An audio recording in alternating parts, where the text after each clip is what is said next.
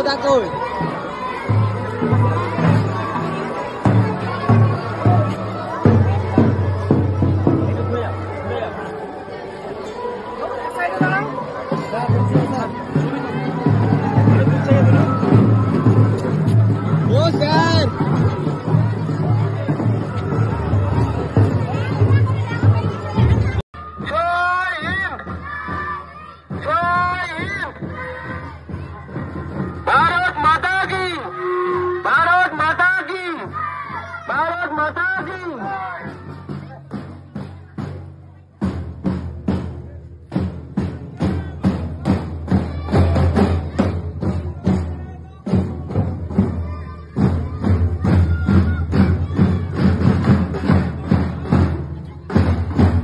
একসাথে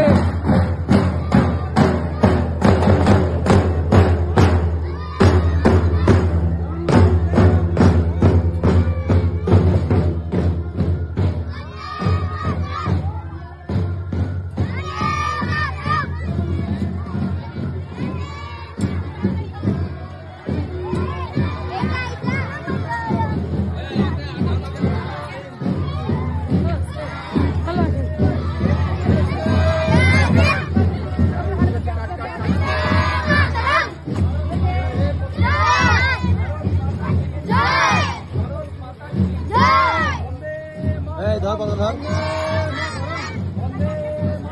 এই কথা পড়ছে কেন উঁচু কর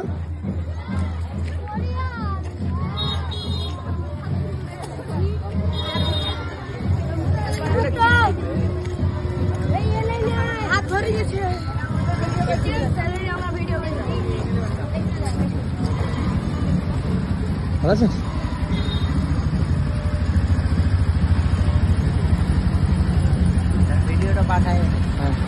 তুই কি আছিস এই গাড়িতে জল নাই আচ্ছা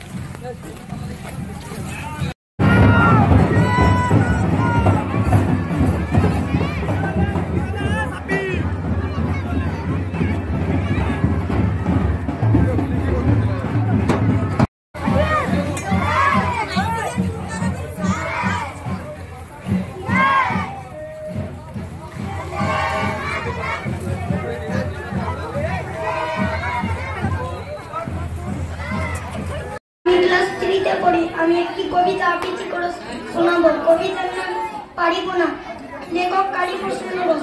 পারিব না এই কথা কি বলিব না আর, কেন পারিবে না তা ভাবো একবার। পাঁচ ছড়ে পারে যা তুমিও পারিবে তা, পারি কিনা পার করো যতন আবার, একবার না পারিলে দেখো শতবার। পারিব না এই কথাটি বলিও না আর, সাঁতার শিখিতে হলে আগে তবে নামো জান। নমস্কার।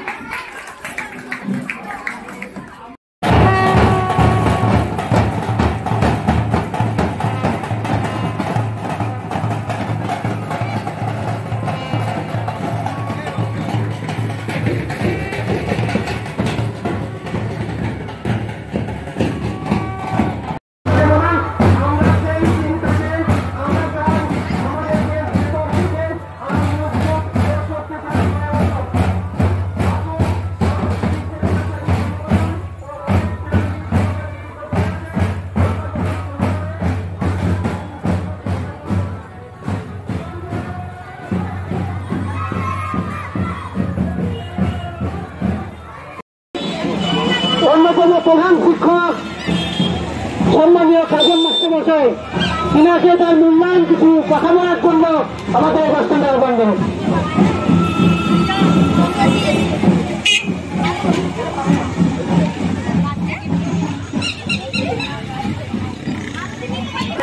সংগঠনের পক্ষ থেকে স্বাগতিকি তথা সমগ্র ভারতবাসীকে জানান ৭৯তম স্বাধীনতা দিবসের আন্তরিক প্রীতি ও শুভেচ্ছা। আপনারা প্রত্যেকেই অবগত আছেন যে আমাদের দেশ ভারতবর্ষ দীর্ঘদিন ইংরেজ শাসনের অধীনে ছিল। আমাদের দেশে তারা নির্মম অত্যাচার, লুণ্ঠন, শোষণ, নিপীড়ন চালিয়েছিল। আমাদের ভারতবর্ষের দীর্ঘ রক্তক্ষয়ী সংগ্রাম আন্দোলনের মাধ্যমে আমাদের দেশ স্বাধীন হয়েছিল। আমাদের দেশ একদিনে স্বাধীন হয়নি। এই নির্মম, শোষিত, বঞ্চিত ভারতবাসী তারা স্বাধীনতা অর্জনের জন্য একের পর এক মাতৃপর খালি করে দিয়ে তারা ঝাঁপিয়ে পড়েছিল আমাদের এই ভারতবর্ষে। আমাদের দীর্ঘ সংগ্রাম আন্দোলনের মধ্যে দিয়ে তারা ভারতবর্ষকে স্বাধীন করেছিল। আজকে আমরা আপনাদের সামনে ওয়েস্ট প্রাইমারি স্কুল ও সাগরদিঘি স্বেচ্ছাসেবী সংগঠনের মিলিত প্রয়াসে যে আমরা পদযাত্রা শুরু করেছি, আমরা সাগরদিঘি তথা সমগ্র ভারতবাসীকে একটাই বার্তা দিতে চাই যে আমাদের দেশের মধ্যে যে আভ্যন্তরীণ গোলযোগ, আমাদের দেশের মধ্যে যে সমস্ত এখনো ভুল ত্রুটিগুলো রয়ে গেছে, আমরা জনগণ আমরাই পারি আমাদের দেশকে ভেতর থেকে শক্তিশালী করে তুলতে। কারণ আমাদের দেশ যদি শক্তিশালী না হয় তাহলে আমাদের দেশ দুর্বল হয়ে পড়বে এবং বহিঃশত্রুর আক্রমণ করবে। সুতরাং জনগণের কাছে একান্তই অনুরোধ, আপনারা প্রত্যেকে আমাদের দেশ ভারতবর্ষ গঠনের জন্য আপনারা সহযোগী হবেন। এই বলে আমি আমার বক্তব্য শেষ করছি। এবার আমি সাগরদিঘি স্বেচ্ছাসেবী সংগঠনের অন্যতম কর্ণধার বিষ্ণুকে আমি কিছু বলবো। আপনারা সময় নষ্ট করবো না, আমরা আমাদের যে মূল লক্ষ্য সেটা ছাত্রছাত্রীরা লক্ষ্যভাবে আছে।